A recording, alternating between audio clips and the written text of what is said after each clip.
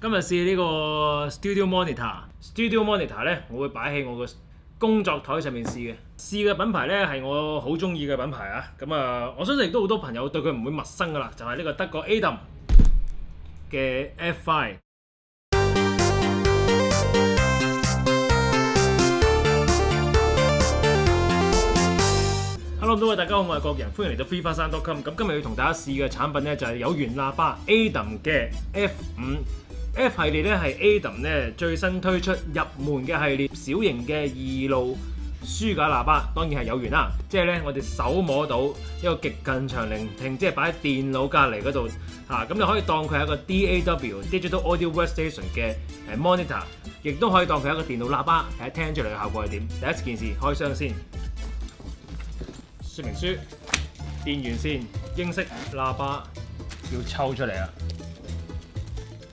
除佢嘅第一浸衫，除佢第二浸衫。一開咧就係單元啦，所以咧喺箱度拎出嚟嗰陣時小心啲啊，唔好一手就摷落去啊！如果唔係一篤啊篤扁個單元啊！好啦，咁啊拆咗箱啦，咁啊大家見到咧佢個 size 就唔係好大嘅啫，但係亦都唔係好細嚇。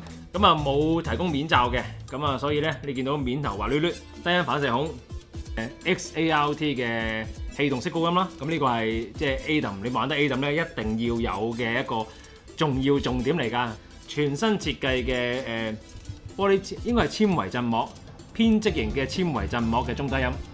咁就後邊，好啦，咁我哋講講後邊啦。後邊咧就呢一度咧就係balance in 啦。咁要留意咯，呢個頭咧就除咗係 balance 即係 XLR 個頭之外咧，其實佢都可以入呢個 TRS 6.3mm 嘅頭，即係呢一種。點解係咁插咧？就係因為咧 professional 個世界裏面咧，其實咧 XLR 咧就係咪 level 嚟嘅。反而咧 TRS 嘅 6.3mm 頭先係拉 level， 咁所以咧就佢可以接受呢個 professional 嘅拉 level 入啦。咁當然亦都可以插翻我哋音響用嘅 XLR 嘅拉 level 啦。咁呢個亦都係 RCA 輸入啦，咁都係拉 level。其實呢兩個咧個 level 係一樣嘅。好，跟住呢度咧就中間嗰個比較緊要啦。中間嗰個係 gain stage 嚟嘅 gain level 嘅輸入嚟。咁同埋咧，因為有呢個掣咧，咁所以咧你無論係夾一個前級啦，甚至乎你夾 console 啦，甚至乎你係夾一啲解碼啦。咁啊，因為解碼嘅 gain 可能解碼嘅 gain 係唔係好夠大嘅 ，console 嘅 gain 就會勁大嘅。咁啊 PM 嘅 gain 咧就最啱一般音響發燒友用啦。咁個 range 可以好大嘅。咁如果呢一度有得校咧，對於一個有源喇叭嚟講非常之重要啊，所以佢係有得校嘅。咁我哋 reference 去翻0先啦。好，跟住呢兩個，呢兩個緊要喎。嗱，呢兩個咧就係好多有源喇叭咧都冇㗎嚇。咁啊係乜嘢嚟咧？下面呢個咧係少過300 Hz 嘅調校，咁即係屬於咩咧？最低頻嘅調校，佢唔係極低頻啊，因為超低頻係呢度校啊，呢度係低頻嘅調校，咁咧就可以有呢個正負6 dB 嘅調校俾你嘅。上面呢一個咧係大於5 kHz 嘅高頻調校。咁啊呢個咧就而家都係有正負6 dB 嘅選擇啦。咁而家校咗0先啦。咁呢個咧亦都係非常之重要，呢兩個都好重要㗎。如果你擺喇叭嘅位置咧係非常之近或者非常之遠嘅話，呢個係絕對影響到嗰個音效嘅表現嘅。嗱，佢雖然咧都幾大對，但係咧我想試下咧擺佢喺 desktop 度，咁咧就會擺喺呢個位，咁就會代替咗我而家用緊嘅 Jenny 8020啦。換嘢先。大家睇到啊，其實咧佢係比8020咧大一碼㗎。同埋我想講咧，Jenny 咧其實個價錢係貴過 F 真好多㗎。兩條線，一條電源線，一條係 balance 線。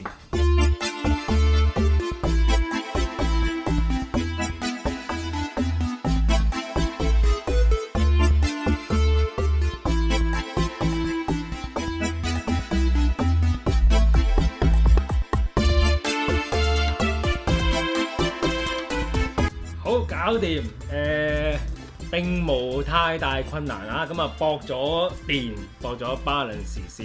咁啊，嗱，我呢個位咧就咁睇落去咧，就我覺得佢唔大嘅嚇。我用緊8020咧，我覺得佢太細。其實咧8020咧，用咗咁耐咧，我覺得佢唔夠嘅。咁但係咧，我跟住嗰隻咧就係8040嚟嘅。嗰隻8040係太大啦，咁所以咧擺唔到。呢隻其實個 size 會比較啱啲啊。基本上就開咗電咧就 stand by，有 signal 自己着，冇 signal 自己去 stand by 嘅。綠色燈即係俾住着咗啦。stand by 一隻紅色燈。匹配啲乜嘢咧？咁啊匹配就係部電腦啦。咁啊呢個咧就係咧大家睇我小弟拍嘅片、剪嘅片咧，有90%咧都係喺呢部電腦度剪㗎啦。咁呢部咧就係 MacBook Pro 啦，咁啊15寸啦，13年啦，呢2013，佢係用 Thunderbolt Universal Audio 㗎，Apollo Chain 嘅電腦 I/O、Audio I/O， 咁佢個 Line Stage 嘅 output 咧有2個 level 嘅，咁我而家係揀咗個比較低嘅 level 嘅輸出。咁啊電腦界面啊聽少少歌先啦，咁啊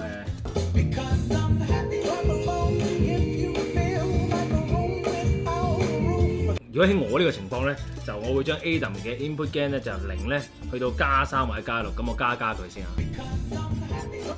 好啦，好清楚啦。咁啊喺我呢個情況咧，我發覺佢個輸入咧其實都即係比較細少少嘅，咁所以咧我 output 咧係可以大啲嘅。我 output 大啲咧，咁個增益就夠啦。咁增益夠咧，成個聲音係即刻生猛晒嘅，同埋咧嗰個動態咧都起翻嚟啊！同所有嘅 Adam， 因為其實小弟試 Adam 應該都算試得多㗎啦。咁由平到貴啦，由冇緣到有緣啦，由 Hi-Fi 到專業咧都試過下。咁印象中咧經驗咧都係話俾我聽咧，佢係需要有套煙嘅。咁呢一對都唔例外。咁因為佢 ART 咧就即使你按一成到正一正咧，其實佢都唔會話太誇張嘅。特別係越後期嘅 Adam 咧，佢嗰個 ART 嘅能量咧，default 咧係校得比較輕手啲嘅。XART 咧呢一種氣動式高音咧，佢嗰個能夠震動空氣嘅能力啊，係比傳統嘅半球體絲膜高音咧係多4倍嘅。咁所以咧，你見到佢係1寸，其實佢唔係1寸㗎，其實佢係折埋咗㗎。佢拉翻長嘅話咧，其實呢個震動空氣嘅面積係更大。所以咧，即使佢係一個比較中音啊或者大音咬嘅情況之下咧，未有攞去會 clip 嘅，咁所以咧就聽到一個更加低失真同埋更加線性嘅高頻效應。低音咧其實比我想象中好喎，就係近年咧佢哋就揾咗一個單元廠咧，就做咗一種用纖維振膜編織嘅中低音單元。咁呢一種中低音單元咧個聲音咧，佢比較一樣係咁高速嘅。咁呢個係好重要㗎，因為如果唔係你就會聽到高音同中低音係甩咗㗎啦。咁呢個係冇嘅，佢呢個單元係非常之高速。咁第二咧就係其實佢聽出嚟嘅聲音嘅線條嘅彈性咧係強啲嘅，即係話咧嗰啲聲尾同埋啲 second harmonic 仲會多啲添。咁所以咧喺我角度睇咧，就係一個 tune 起上嚟 tune 聲起上嚟咧，佢係會更加多泛音、更加多細節嘅一個喇叭嚟。呢個喇叭雖然唔係新開過㗎啦，咁但係咧就聽咗一輪咧，我發覺咧佢需要一啲煲佢嘅，咁啊俾佢成晚喺度播下 happy 啦。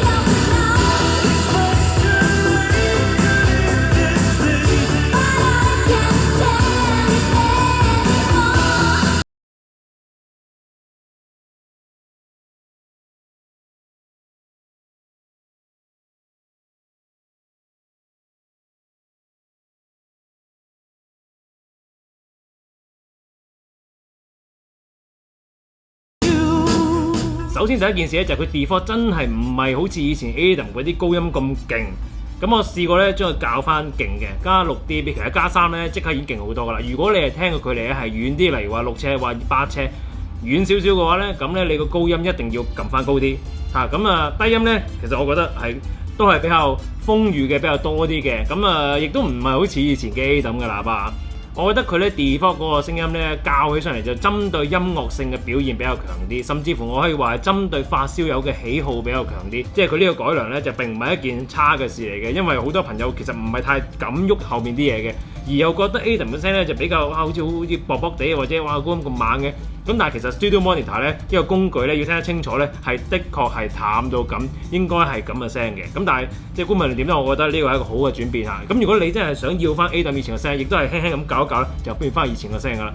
唔知係雙體大定係單元大，或者可能雙體大加單元大啦。咁佢係比起我用緊嘅8020咧係多好多嘢聽嘅，適應到唔同人需要嘅喇叭。即係其實你就算係講緊你話要近聽要遠聽。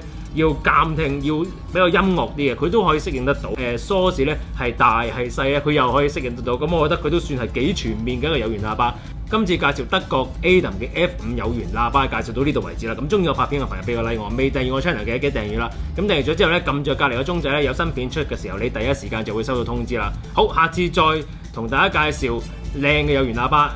係啦，因為緊接咧就有一對再新推出嘅，而且個級數比較高啲嘅 Adam 有源喇叭。咁我亦都會將佢擺翻落去試音收度，正規咁去聽下佢嘅音質如何啦。密切留意之後嘅 Adam 嘅測試短片啦。OK， 係咁，拜拜。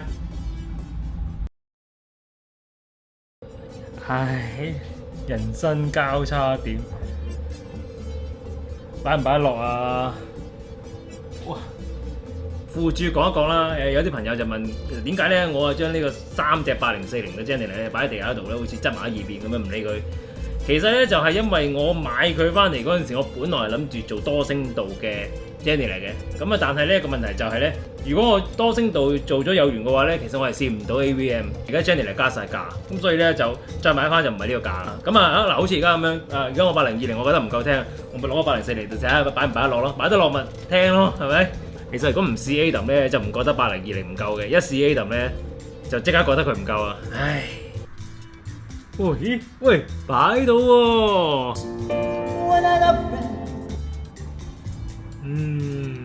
搞掂，以後就咁啦。